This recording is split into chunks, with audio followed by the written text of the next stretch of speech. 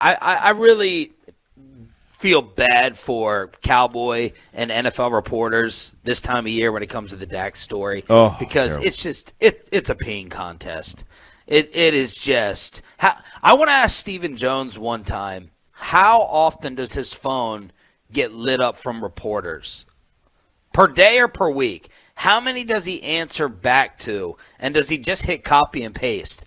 Because all these people are trying to text their sources within the Star in Frisco, hitting up Steven, hitting up any PR people, trying to get any little word of difference in the Dak contract reporting is going to get turned into a headline and a story because these reporters are like, I got something different. No, that person's wrong. No, that's I'm going to counter what they said.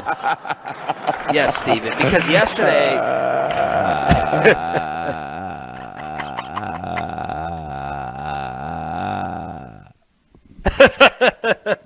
Thank you, Stephen.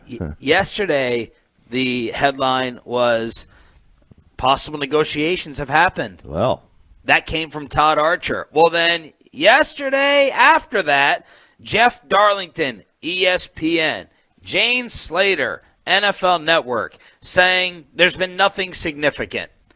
All right, there's been nothing significant. There's been no substantial progress towards a long-term contract extension. Jeff Darlington saying, very important to point out, speaking with people on both sides, does not sound as if any progress has been made in a long-term extension. So these little small differences in reporting are all going to make national headlines because it's the Cowboys and it's Dak, and it's going to be really, really annoying yet again. It is, and it's... this is the time of year between the end of the Super Bowl and the start of the new league year. That 1 month, that month and a week, every year, without fail, because these TV networks have 24/7 coverage. NFL Network, all these blogs, all these websites. I mean, you've got to have content every day. Radio shows, and then radio shows and ESPN TV shows. I mean, you've got to have. There's 24/7 content. And, no one's talking about Major League Baseball yet. No one's talking about the NBA. No one's talking about the NHL. They're just not ready for it. They're not into it. So what is there? It's not March yet. You ain't talking college basketball. So there's nothing to talk about. So we dive into this and we overanalyze this 14 different ways to Sunday. And all of a sudden now it's you get, 5 different reports the same day from 3 different people. Come on now. It's crazy. All right, this one's coming from Ian Rapoport, and we're only playing this because it's a direct – it's not a direct. It's an indirect dig at our boy Mikey Bassick, whose head is now on a platter for Dak Prescott's physical status, and all the Tolos were hitting me up yesterday after Ian Rapoport said this on the NFL Network. The most significant thing that is going on here, as far as my understanding, is the Cowboys want to get this done now. The reason why that's significant, because obviously Dak Prescott is coming off major surgery from a serious ankle injury, and actually had 2 surgeries, one the initial and another to strengthen the ankle a little bit, kind of came a couple weeks after the initial surgery. The fact that they are confident enough in this rehab to do a big-time, long-term deal now speaks very well to how he's coming along, his future, and how badly they not just want but need him to be the franchise quarterback of the Dallas Cowboys for the foreseeable future. So Ian Rapoport basically saying the Cowboys feel so good about the rehab. They are so optimistic about Dak's physical status. They got no hesitation. They're ready to pay him the life-changing money. Well, more of the life-changing money. He already got that with the $30 million. They're ready to pay him the lifetime deal right now. So all I could think of and all the Tolos could think of was Mikey B. And RJ's lurking in the shadows there behind Bassick.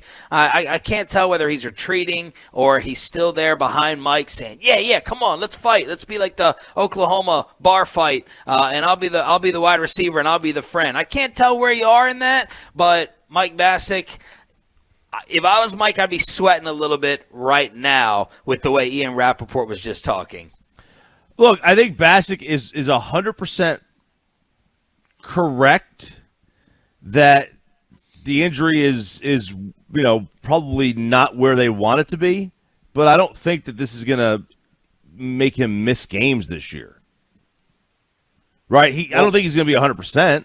Yeah, but Mike was talking like there was a chance he doesn't play football anymore. Yeah, Mike has to, and he will own that. He'll own it. He's a big boy. He can handle it. But Mike was talking about there being a 50.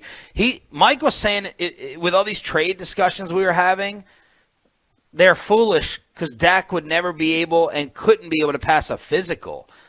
That teams wouldn't even accept his physical status. That's how questionable this was, and that's where Mike's name is attached to this story. Right, and if you were to do the trade right now, maybe he wouldn't pass a physical today. Yeah, who knows? But yeah, I don't think come September that this is going to be an issue. But again, I will say this: I don't know that you sign a guy to a long-term deal without seeing it. We don't know how he's going to play on it. Carson Wentz tore his ACL. He doesn't play nearly the same as he used to. Tom Brady tore his ACL. He absolutely plays the same as he used to. There's plenty of examples of players who break legs and play well again, and there's examples of guys who don't. Alex Smith and Teddy Bridgewater aren't nearly what they were before. Now, you can argue what Teddy was before, but we know what Alex Smith was a good quarterback before. Alex Smith, could barely walk. He can barely walk right now. So there's examples of guys who don't return. So I couldn't sign him to a 5-year deal right now necessarily, or at least the team probably should think twice about it, but there's no chance I want him as the quarterback. I don't want him. Here's the only thing I can tell you, and I can't get into too much detail. There are multiple Cowboys people who, let me try to figure out a way to phrase this. The nice way of saying it is they vehemently, politely disagree with Mike's thinking. And there's a couple Cowboys people who may have some choice terms to describe Mikey Basic's reporting and what he had to say. Oh, man. I can tell you that. Wow. That I can tell you for sure. Can't get into any more detail than that. But right now the Cowboys are like, they're not sweating that Mike put something out there that they should be worried about or that they're trying to cover up. They're like, this is idiotic. This is stupid. And that's being nice. My issue is not with Basic's report. It's not with Dak's team. It's not with the Cowboys. It's not with the injury. My issue is with the fans fighting with each other again over Dak Prescott versus the Dallas Cowboys.